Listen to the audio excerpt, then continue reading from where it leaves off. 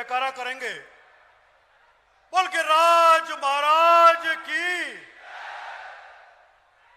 राजस्थान के पूर्वी द्वार भरतपुर में आज देश के यशस्वी नेता और जिनको स्वावलंबन, समरसता, राष्ट्र धर्म और विश्व बंधुत्व के नाते से संपूर्ण विश्व में जिन्होंने अपनी पहचान बनाई, ऐसे सम्माननीय नरेंद्र मोदी जी का भरतपुर की धरती पर मैं स्वागत करता हूं, अभिनंदन करता हूं।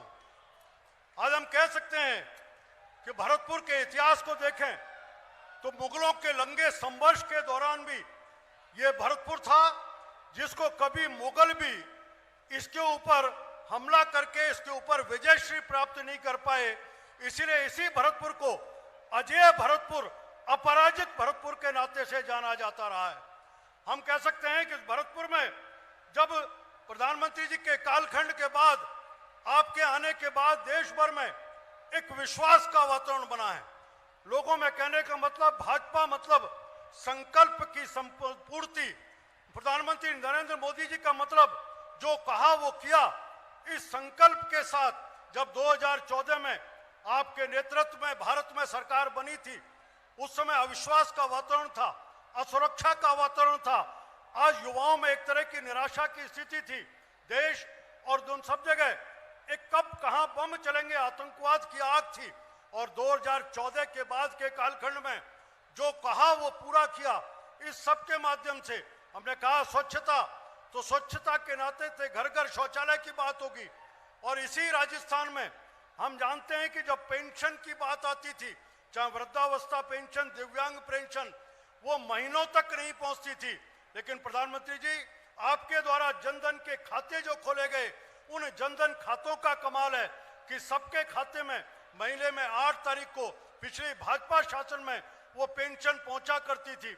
और अब फिर राजस्थान में कांग्रेस के शासन में 95 लाख पेंशन होल्डर्स में से मात्र 53 लाख को पेंशन देकर के वाहवाही लूटने का काम राजस्थान के मुख्यमंत्री जी कर रहे हैं। राजस्थान के और देश की स्थिति को देखें तो 14 के बाद के कालखंड में यहाँ के पास में मथुरा के एक सैनिक को बॉर्डर पर पाकिस्तान के सैनिक आकर के सिर कलम करके चले जाते हैं। और भारत की सरकार कहती थी अब सहन नहीं होगा, अब स्वीकार नहीं होगा। आपके आने के बाद एक अभिनंदन अपने ऑपरेशन के दौरान जब पाकिस्तान की जमीन पे ऊपर गिरता है और भारत की सरकार 48 घंटे का अल्टीमेटम देती है, वही पाकिस्तान जो भारत में आकर के उत्पात किया करता था, अभिनंदन को 48 घंटे से पहले ससम्मान भारत की धरती पर छोड़ करके जाता है। आज हम सब कह सकते हैं मोदी जी के यशस्वी नेतृत्व का परिणाम है। हमने कहा सर्वे भवन्तु सुखिनः सर्वे सन्तु निरामय। कोविड का कालखंड होगा, श्रीलंका का संकट होगा, दुनिया में कहीं भी विपत्ति आई होगी, सारे विश्व के देश भारत की तरफ देखते हैं। जहां भारत की उन्नति का विषय, वहीं संपूर्ण विश्व में एक विश्वास भारत के साथ खड़ा हुआ है। भारत है तो शांति है, भारत है तो सौहार्द है। और आपके आने के बाद इस पूरे कालखंड को देखें, हम सब लगातार 5 वर्षों में आम जन का विश्वास इस सब में से खड़ा हुआ है।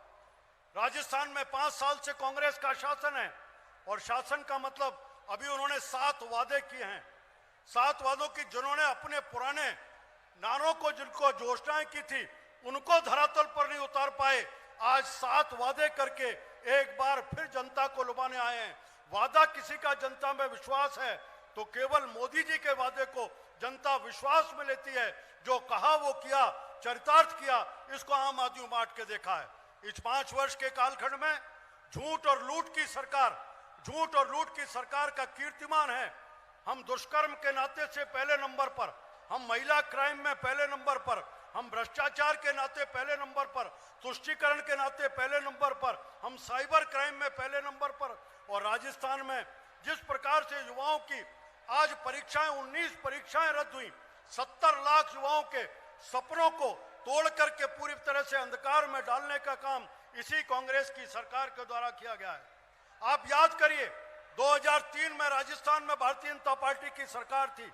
यही भरतपुर राजस्थान का पूर्वी द्वार एक तरह से विकास को तरसता था।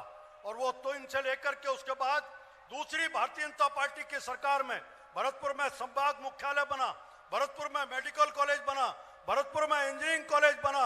उसी समय भरतपुर में ब्रज विश्वविद्यालय की घोषणा होकर के नींव डालने का काम हुआ। एक तरह से भरतपुर को, इस पूर्वी हिस्से को राजस्थान की मुख्य धारा से जोड़ करके भारतीय जनता पार्टी में एक विकसित भरतपुर का सूत्रपात करके निर्माण करने का काम किया। आज आपके नेतृत्व में ये भरतपुर के सब लोग आज इस संकल्प होकर के निकलेंगे कि यहाँ भारतीय जनता पार्टी के सभी प्रत्याशी विजयी होंगे, राजस्थान में भाजपा की सरकार चलेगी। आप सबके सहयोग और आशीर्वाद से भाजपा के सब प्रत्याशी विजयी हों, यही निवेदन करते हुए और प्रधानमंत्री जी का स्वागत अभिनंदन करते हुए अपनी बात को विराम देता हूं। जय भारत, जय हिंद।